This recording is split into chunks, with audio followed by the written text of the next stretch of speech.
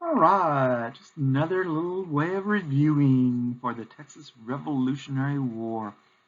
So, March 2nd, 1836. Of course, if you're here in Texas, March 2nd is Independence Day. So that's the day the Convention of 1836 declared Texas was an independent country and adopted the Texas Declaration of Independence. The cavalry, of course, are a group of soldiers on horseback. Of course, the Texas cavalry was led by Marabou B. Lamar. A battle that took place when Mexican soldiers were sent to retrieve a cannon from the U.S. settlers. Had a nice little flag with the cannon on it. Had some words that said, "Come and take it." The Battle of Gonzales. Battle of Gonzales. Sometimes called the Lexington of Texas. Since Lexington, Massachusetts is where the American Revolutionary War starts, and the Gonzales is where the Texas Revolutionary War starts. Okay, the president of Mexico that upset many Texans because he refused to follow the Constitution of 1824. Constitution of 1824 was a federalist constitution. It gave a lot of power to the Mexican states, not the central government. So this guy was a centralist. He's the sort of the bad guy, boo hiss, in the Texas Revolution. Although interesting enough, he was president of Mexico 11 separate times. Named Santa Anna, Antonio Lopez de Santa Anna. Okay, Tejano, person of Spanish background who helped write the Constitution of 1836, was at the convention of 1836. Lorenzo de Zavala, who was, of course, then elected vice president of the Republic of Texas. All right, the main writer of the Texas Declaration of Independence is George Childress, who, of course, copied most of the Declaration of Independence from the U.S. Declaration of Independence, but still. Tejano, who fought for the Texas Army. Juan Seguin, who took a message from the Alamo to Sam Houston and actually wanted to go back to the Alamo, but Sam Houston wouldn't let him. So a vocabulary term, people killed, wounded, or captured missing during the war is casualties. A casualty, someone that is killed or wounded during a battle. Again, another vocabulary term, people who are not involved in fighting during the war. Non-combatants. Another term for those would be neutral people, people that aren't taking a side, but non-combatants are people that are not fighting. Okay, most Texans were upset and wanted to rebel. Why? What was the reason? Because we swore loyalty to the Texas Constitution of the Mexican Constitution of 1824, that Federalist Constitution, and Santa Anna was becoming a dictator. So Texas, like several other Mexican states, rose up in revolt against Santa Anna, although only the Texas Revolution was actually successful. The Declaration of November 7, 1835, basically warned that Texas would rebel. The Constitution of 1824 was not restored. So again, Texans time and time again proclaimed their loyalty to Mexico under the 1824 Constitution. And when Santa Anna tore up that Constitution, Texans said, "We're going to rebel if you don't put that Constitution back into practice." March 6th. Of course, March 2nd is Texas Independence Day. Of course, back in 1836, 4 days later, unknown to the people on Washington on the Brazos, back in San Antonio, the Battle of the Alamo ended. After 13 days, the Mexican attack took place on March 6th and killed the almost 200 defenders of the Alamo. So one of the leaders of the Alamo was Travis and Bowie. Bowie was sort of the militia commander, and Travis was the commander of the regular troops. What did he ask for in his letter? Help. Of course, he also signed his letter, victory or death. And unfortunately for him, he got death. How long did the siege of the Alamo last? Sometimes we consider this an unlucky number. 13 days. Although, actually, by holding up Santa Anna's forces for 13 days, it gave Sam Houston time enough to get together an army to actually defeat Santa Anna. So why did Santa Anna bring his troops to Texas during the winter? After General Cost had been kicked out, why didn't he wait till spring? Because he wanted to surprise the Texans. He realized that probably after the Texans had kicked out General Cost from San Antonio in 1835, the Texans were celebrating, and probably they would not expect Santa Anna until the next spring, probably in April or May. So he arrived early, and it worked. At the convention of 1836, the vote to declare independence was unanimous. All the people there, representing every single one of the Texas townships, voted to declare independence from Mexico. The name of our new nation? The Republic of Texas. The Republic of Texas. What did the Texas delegates use to write the Texas Constitution? Well, just like us, if we're writing something, I wonder if there's something I can copy from. Yes, it's the U.S. Constitution.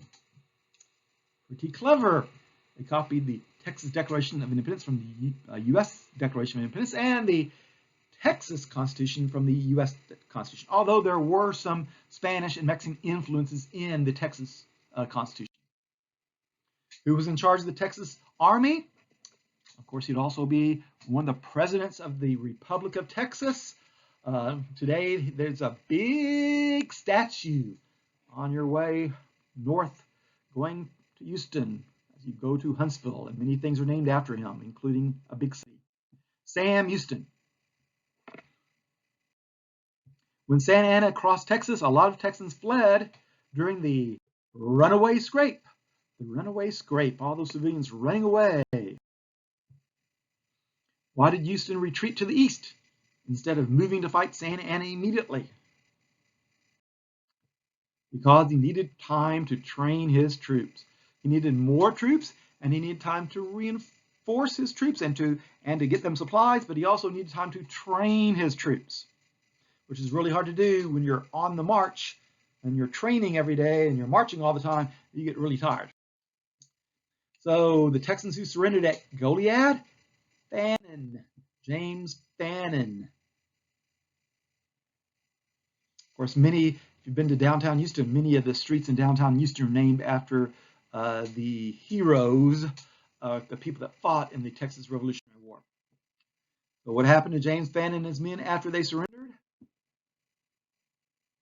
Even though the Mexican general at the time said they would be set free, instead Santa Anna ordered their executions. Remember the Alamo, or remember Goliad. So what effect did those massacres have on Texans? It made them mad. It made them want to fight harder to defeat Santa Anna. When did the Battle of San Jacinto take place? April 21st, 1836. So the Texas Revolution was somewhat short-lived. If we compare that to the American Revolution, which started in 1775 and was not officially over until 1783, which of course is many years, the Texas Revolution basically starts with in March. I guess actually, if you want to start from the Battle of Gonzales, the Lexington of Texas, that was in 1835, but it ends in 1836. So really, from the very start of the Texas Revolution, from the Lexington of Texas from Gonzales to the Battle of San Jacinto was just over 1 year. How long did the Battle of San Jacinto last? Not very long, 18 minutes. Sam Houston did a great job of hiding his forces until the last moment and surprised the Mexican army up under Santa Anna. Who won the Battle of San Jacinto? Sam Houston and Texas. How did Houston defeat Santa Anna with fewer men? Surprise! Surprise! Unfortunately, it wasn't the surprise party that Santa Anna was hoping for. But why didn't Sam Houston execute Santa Anna? Because he needed Santa Anna. He needed Santa Anna to order Mexican military forces out of Texas. He needed Santa Anna to sign documents to guarantee Texas independence. So Santa Anna promised to give up all of Texas so they wouldn't kill him. Isn't that nice? Who was the Republic of Texas' first president? Ad interim. That is, in the Convention of 1836, when they declared independence, they didn't have time to vote on anybody.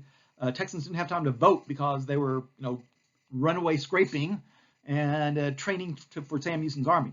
So the ad interim president was David G. Burnett. Texas won its independence after which battle?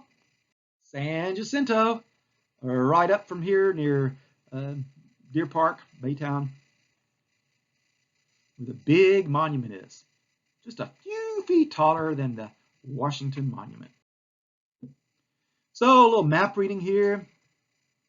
You're looking at the Texas Cavalry.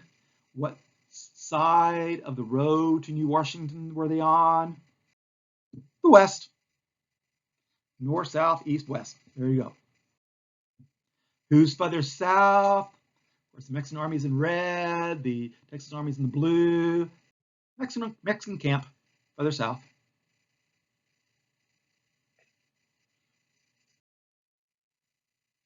What body of water is closest to the McCormick House?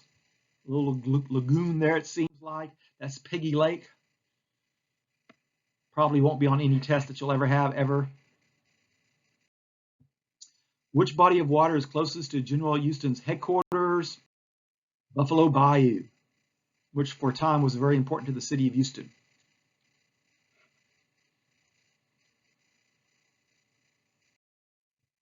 From what direction did the Texas Army attack the Mexican Army? Of course, the Mexican Army is in the south, and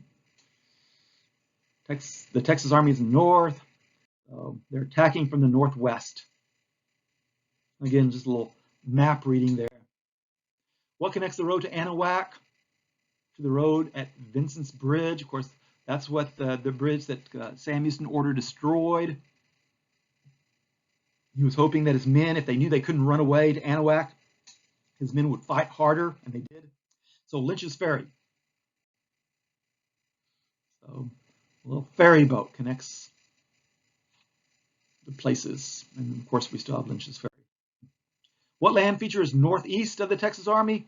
North and east. That's over there. Yay! A marsh. Marshy, very marshy area.